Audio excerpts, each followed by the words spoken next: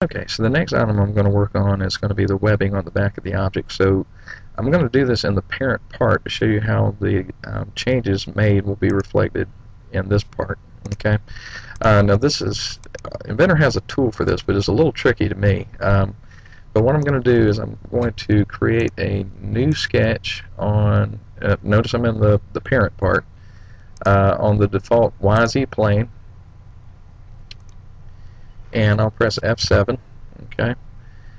And what I want to do here is to just draw a single line, and I'm not going to put this point on the bottom. I just want to, by the way, when you enter the line command, right click and make sure that you have auto project checked.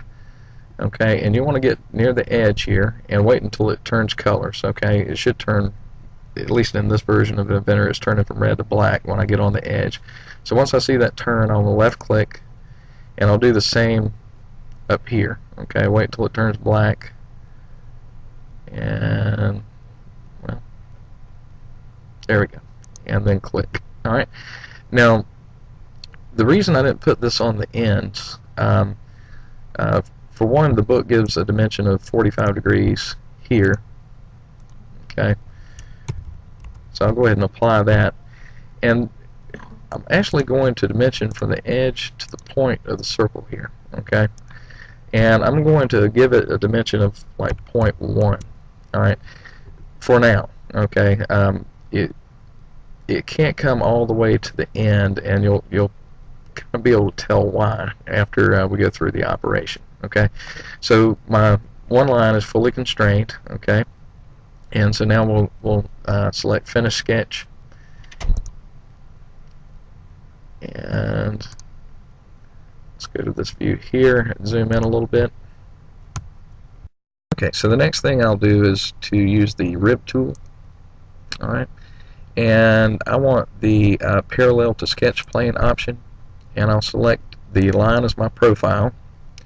The thickness, according to the book, is 0.75, and then I will click direction 2. Okay, and then OK. Now hopefully this worked for you. If it didn't, then the chances are that your line that you created wasn't actually on the edge, okay, of in other words,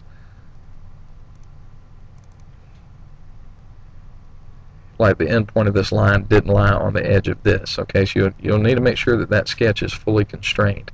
Now if I go back, you'll see that this doesn't come all the way to the edge. Okay, so what I'm going to do is I'm going to go back into that sketch and edit that 0.1 dimension and try to find the edge. And the reason I didn't just go ahead and draw this point on the end here, it creates an error. So let's try 0.04, and okay, so it's getting pretty close to the edge. Let's see if I can get a little bit closer. I think before I do that, I'll show you what happens if you get too close though. Let's do 0.02 and then Finish Sketch, and you can see that it won't work. Okay, you get an error there. So go back into the sketch and let's try like 0.035 and then Finish Sketch, and that's about as close as we're going to be able to get. It doesn't have to be perfect. Okay, and go back to the home view. Now remember, I was in the parent part, and let's look at the bottom piece, and let's update, and then you can see it brings it into the, like I said, these are linked. Okay, so after I update, it brings that change into the current part. Okay, the next thing we'll do is add the threaded holes, and we will do that with the hole tool, and we want a concentric placement on this face with this reference, and this is a threaded hole that goes through the object, and we have a size of 7/8 or 0.875. It's a 9 UNC 2B. Okay, so we can just apply, and then we can use the mirror command, and we want to select that hole, And for the mirror plane, we'll use the default YZ plane to mirror that across. And then we have our 2 holes quickly added. So now I'm going to go over to the top and add the holes here. Now you'll see with the hex head cap screw that goes through the object in the assembly, that the counterbore that they call for on this surface is actually too small. The 1.50 diameter counterbore is too small, and the distance actually has to be at least 1.5155. So I think what I'll do is let's use the hole tool and use a concentric placement, and we'll select this surface, and this is as the reference, and we want to do a counterbore.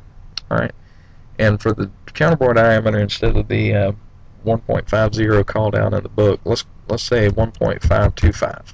Okay, and this has a depth of 0.062, and this is actually where the head of the hex head cap screw will rest after assembly. Okay, and then the diameter is 0.906, and it goes through all. So then apply,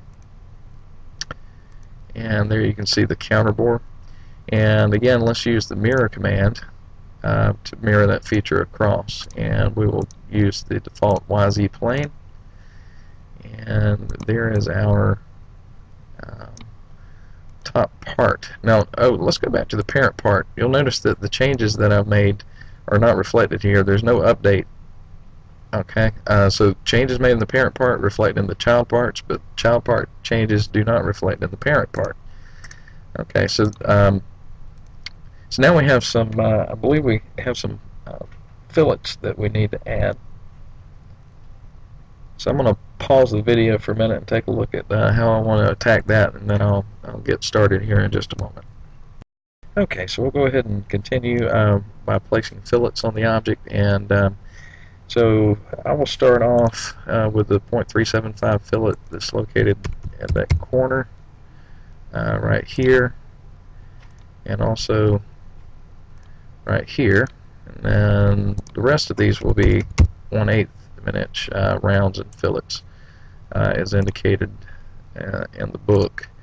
So I'm going to do the easy ones first, and the hard ones are actually on the back of the object.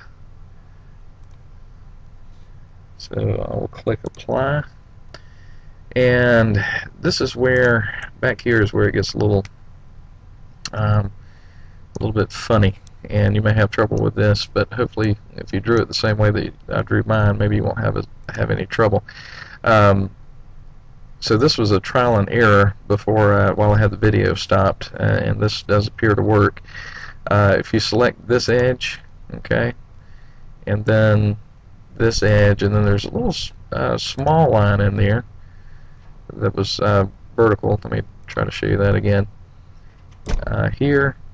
Here, and then you can see right near my cursor right now there's a small red line. Select that one, and then this one, and then here, and then I think the outside first, and then the inside. Oh, didn't like that.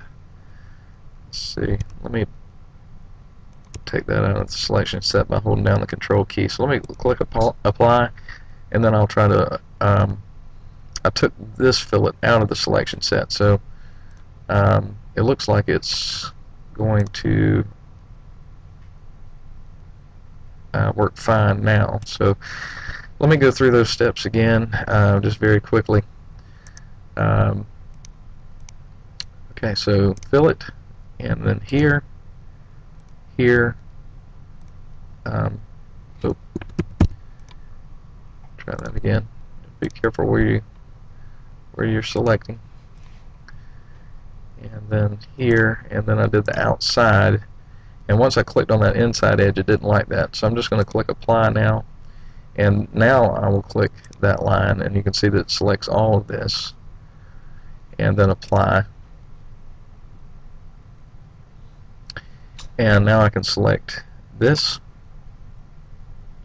and then apply, and I should just be able to mirror that around. So let me mirror the last 3 fillets that I did. Okay, and that'll be across the default YZ plane, and hopefully that will bring all the fillets over to the other side without any errors, and it does. And these, of course the fillets are going to look a little better with just the shaded representation rather than the shaded with edges, because you get the tangent the tangent line showing up, and you don't when you have shaded with edges. So if you're concerned about the way it looks like there is another fillet right here. So I'll click apply there, and I believe that's all the fillets on. Nope, actually there's a fillet here and here, and I think that's it. So make sure that you go around and check, make sure that you've applied all the fillets to the bottom part, and next we'll work on adding fillets where necessary to the top part.